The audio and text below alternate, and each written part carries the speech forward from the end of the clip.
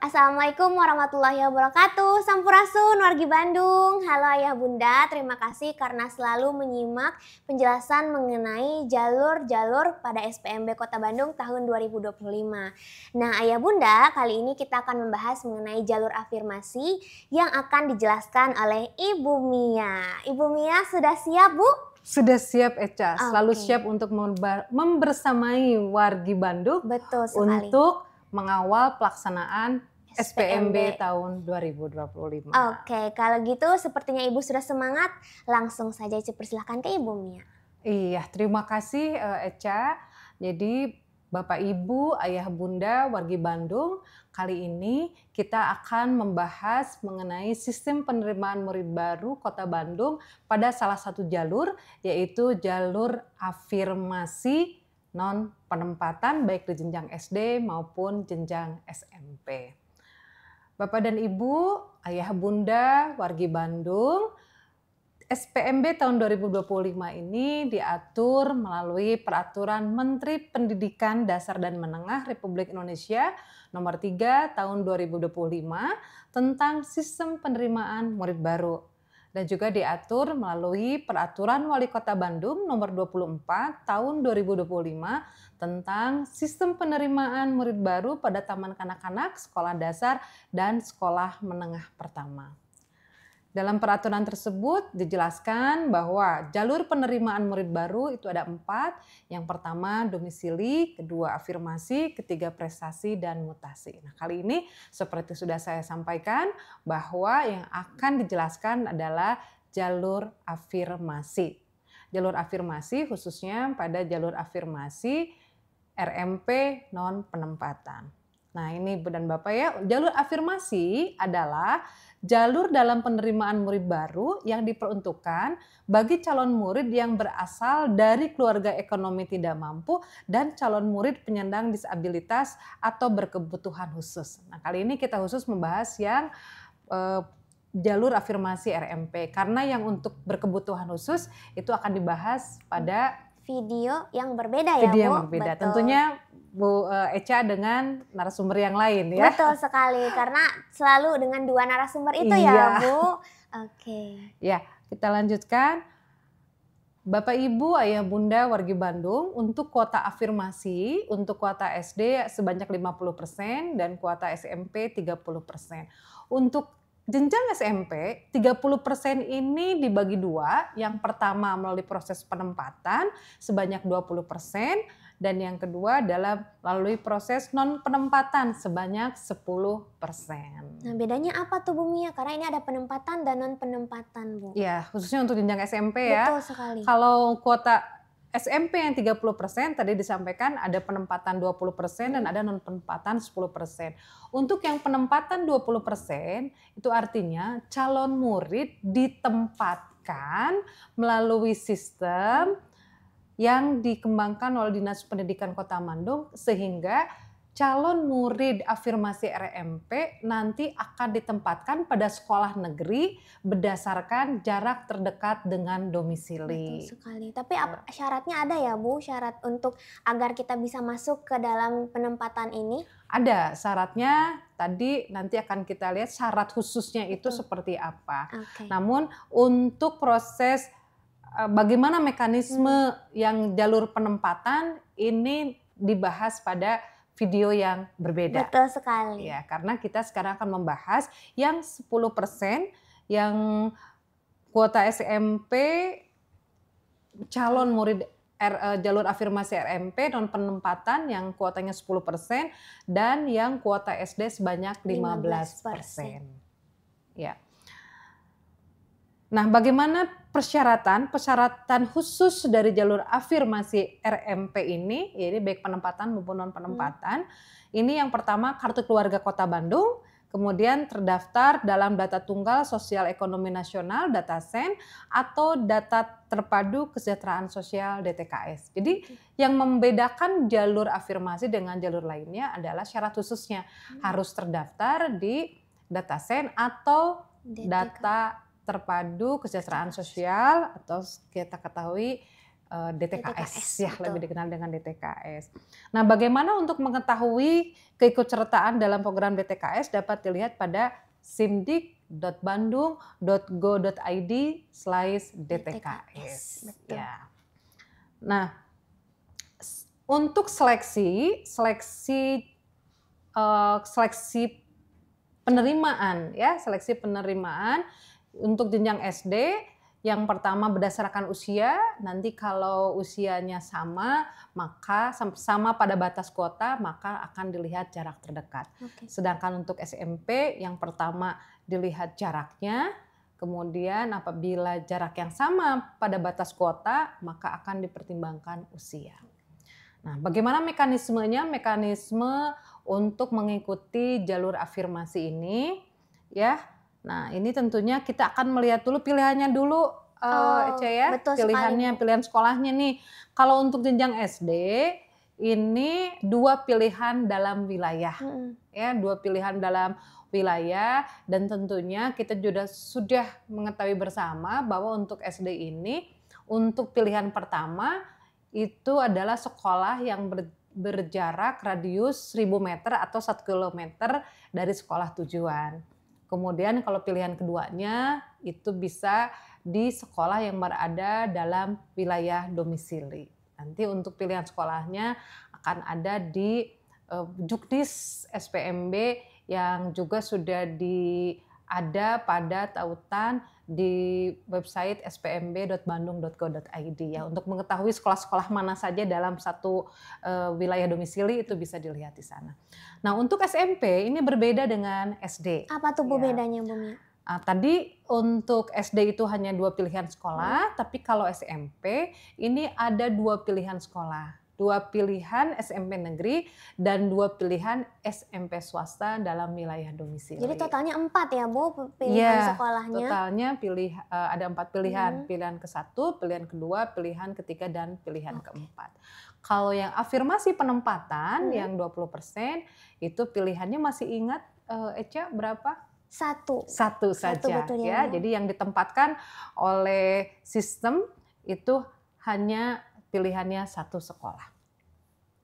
Nah, kemudian untuk mekanismenya, nah Bapak Ibu, Ayah Bunda, wargi Bandung, kita harus terus memantau dan mengingat jadwal-jadwal penting pada tahapan SPMB 2025 di Kota Bandung ini. Yang pertama tahapan pendataan ya, akan dilaksanakan pada tanggal 19 Mei sampai 20 Juni 2025. Apa yang dilakukan? Memasukkan data persyaratan umum seperti kartu keluarga, KTP orang tua, akte kelahiran atau surat kenal lahir. Nah, kemudian sebagai syarat khususnya ini mengunduh hasil pencarian data keikutsertaan pada DTKS melalui simdik.bandung.go.id/DTKS. Jadi nanti dicek apabila nama anaknya dimasukkan tidak keluar, bisa menggunakan nama ayah atau nama ibu. Oh, boleh, Bu. Boleh, ya. Tapi nanti buktinya tetap dengan nama yang, kan kalau misalkan kita upload buktinya nanti yang keluar seperti apa, Ibu Mia? Iya. Karena di dalam DTKS itu kan sudah include ya, sudah ada dalam satu keluarga gitu. Jadi bisa memasukkan nama anaknya, nama orang tuanya, ayah maupun ibu, karena kan dibarengi dengan data lainnya seperti kartu keluarga. Jadi memang bisa dilihat apakah calon murid ini termasuk ke dalam DTKS atau tidak. Seperti itu. Iya. Nah, setelah diunduh, kemudian nanti pada saat pemilihan jalur ya, nah data-data ini juga pada saat pendataan ya, ini si dokumen itu diunggah ya, diunggah ke tempatnya gitu ya. Berarti ke tempatnya. Seluruh dokumen itu diunggah pada saat pendataan. Pada saat pendataan, betul. Jadi pada saat pendataan itu dicek. Jadi ayah ibu wargi Bandung dicek dari awal pada saat pendataan, segera dicek atau dari sekarang juga sudah bisa dicek ya.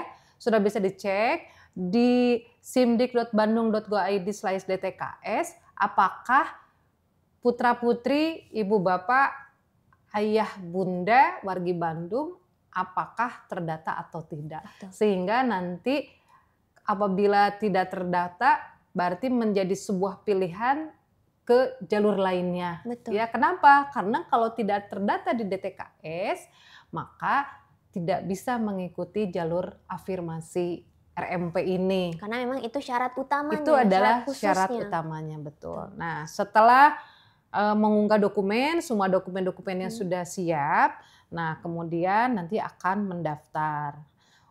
Pendaftaran itu pada tanggal 23 sampai 27 Juni. Jadi jangan merasa setelah pendataan sudah selesai tugas saya. Tetapi setelah pendataan baru memilih jalur dan juga memilih sekolah. Nah, untuk pilihan sekolah, tadi jenjang SD itu memilih 2 sekolah negeri, dan untuk SMP memilih 2 sekolah negeri dan 2 sekolah swasta.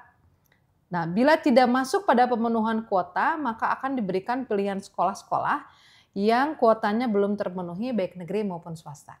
Jadi begini Eca, memilih pilihan ke-1, pilihan kedua, pilihan ketiga, pilihan keempat. Ternyata di pilihan 1, 2, 3, 4 ini sudah penuh kuotanya, sehingga dia tidak masuk pada pemenuhan kuota sekolah yang dituju.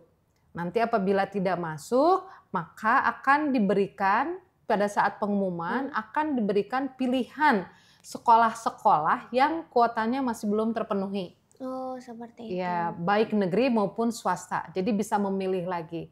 Nanti bisa dipilih sekolah yang memang lebih dekat atau lebih mudah dijangkau untuk bisa mendapatkan sekolah. Karena kan tadi di pilihan 1, 2, 3, dan 4-nya sudah tidak bisa masuk. Kuota ya, iya, betul.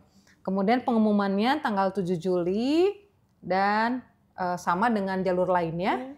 Kemudian melakukan daftar ulang tanggal 8 sampai 9 Juli 2025. Oke, berarti kalau misalnya Bu Mia, kita kan hanya bisa penting ya Bu Mia untuk orang tua mengingatkan kepada Ananda bahwa memang saat ini itu jalur hanya bisa dipilih satu ya Bu. Betul. Jadi harus memperhatikan betul-betul mana jalur yang memang berpeluang lebih besar. Tapi Bu Mia kalau misalnya memang orang tua ini kalau ikut jalur lain tidak memenuhi syarat, ternyata kalau mau masuk jalur afirmasi pun harus membuat DTKS, dan ternyata memang dia belum terdaftar dalam DTKS, itu bisa mendaftar dulu nggak Bu Mia? Iya, karena data DTKS itu kan sudah ada ya. Nah, kalau misalnya sampai nanti pada saat pendataan tidak terdaftar di data DTKS, berarti ayah bunda wargi Bandung nanti silahkan untuk bisa memilih jalur lainnya. Karena kalau jalur afirmasi kan syaratnya adalah terdaftar di DTKS. Betul. Sehingga apabila tidak terdaftar silahkan memilih jalur lainnya. Masih ada jalur domisili, masih ada jalur prestasi. Karena pasti yang ingin mengikuti jalur afirmasi dia pasti memiliki kakak kota Bandung. Sehingga dia bisa memilih jalur domisili ataupun jalur prestasi. Namun bagaimana dengan status RMP-nya atau rawan melanjutkan pendidikannya?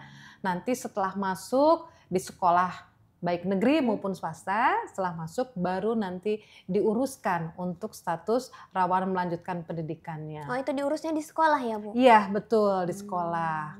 Berarti kalau misalnya ada laporan kalau sebelumnya dia pernah menerima atau kakaknya mungkin Bu Mia pernah menerima RMP otomatis, berarti satu keluarga juga termasuk dalam DTKS ya Bu? Iya, betul. Cuma pas dicek sekarang nih Bu Mia, ternyata data anaknya, orang tuanya tidak ada dalam DTKS, masih bisa diperbarui ya Bu berarti? Iya, tetapi kalau sampai pada saat pendataan itu belum masuk ke dalam data DTKS ya berarti tetap tidak bisa daftar mengikuti SPMB jalur afirmasi, namun jalur lainnya masih bisa. Nah, kemudian juga ini apabila yang bersangkutan Ananda memiliki KIP ataupun PIP itu juga tidak menjamin ada di DTKS. Oh gitu. Ya.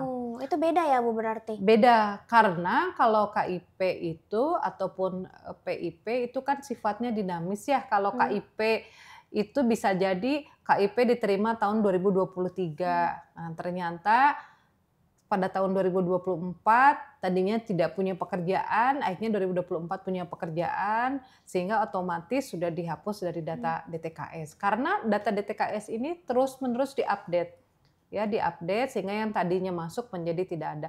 Dan untuk PIP yang menerima program Indonesia Pintar itu bukan hanya bagi yang memiliki kemampuan ekonomi kurang ya, atau rawan melanjutkan pendidikan. Tapi kalau PIP itu diberikan tergantung dari pemberinya gitu. Karena ada yang namanya PIP aspirasi.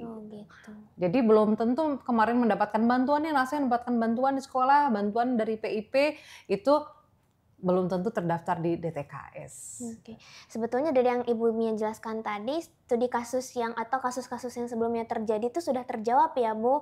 Cuma mungkin mengingatkan lagi kepada orang tua bahwa untuk jalur afirmasi ini yang terpenting adalah KK Kota Bandung. Betul. Terus juga terdaftar dalam DTKS atau DTSEN ya Bu. Iya, karena kalau sekarang DTSEN kan sedang dalam proses ya. Nah, sekarang yang sudah ajak adanya di DTKS. Betul. Dan untuk pilihan sekolahnya juga, SD itu ada 2 pilihan sekolah. Betul. Dan SMP itu 4, 2 negeri dan 2 swasta. Iya. Oke. Dan untuk kuotanya juga kalau SD itu sebanyak 15%, kalau betul. SMP tadi 30%, namun dibagi menjadi 2. Yang penempatan sebanyak 20% dan yang non penempatan sebanyak 10%. Namun kalau yang penempatan itu ternyata banyak yang tidak mengambil ya, tidak bersedia dengan beberapa alasan ya. Berarti nanti kekosongan kuotanya akan masuk ke yang non penempatan. Oke, sepertinya sudah cukup menjelaskan Ibu Mia, tapi boleh Ibu Mia memberikan closing statement dulu dan mengingatkan lagi kepada orang tua dokumen apa yang perlu dipersiapkan. Iya, Bapak Ibu, Ayah Bunda, wargi Bandung, untuk mempersiapkan SPMB 2025 ini, siapkan dokumen-dokumennya seperti kartu keluarga, kemudian KTP, akte, dan juga dokumen sekaitan dengan jalur yang akan diikuti.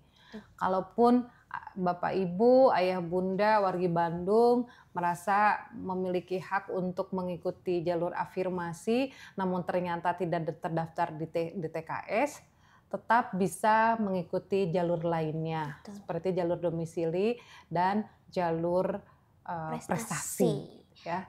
Yang pasti, pastikan bahwa putra-putri, ibu dan bapak tetap melanjutkan sekolah ke jenjang berikutnya. Baik di negeri maupun di swasta. Oke. Seperti halnya Ibu Mia tadi mengingatkan lagi kepada orang tua, Ece juga mau mengingatkan kepada orang tua Bu Mia bahwa Ayah Bunda perlu untuk memantau media sosial Dinas Pendidikan Kota Bandung, karena di sana tim SPMB akan selalu menjelaskan mengenai prosedur dan mekanisme serta tahapan-tahapan jalur SPMB di Kota Bandung. Mungkin ada lagi tambahnya Bu Mia? Supaya tetap semangat. Betul. Ya, orang tua di rumah, saya akan berikan sebuah pantun. Itu yang Ece tunggu-tunggu Bu Mia. Iya. Siap ya yang di studio untuk cakepnya. Bapak Ibu di rumah juga bisa. Betul. Ya, untuk cakepnya. Buah tomat, buah cabe. Cakep. Dibelinya di pasar raya. Cakep. Mari kita ikuti SPMB dengan hati senang dan bahagia. Semoga semangat kita tersalurkan ke Ayah Bunda ya Bu Mia. Dan untuk Ayah Bunda, sampai ketemu lagi di video-video berikutnya dan penjelasan tentang jalur SPMB berikutnya. Kita dadah dulu Mia. Dadah Ayah Bunda.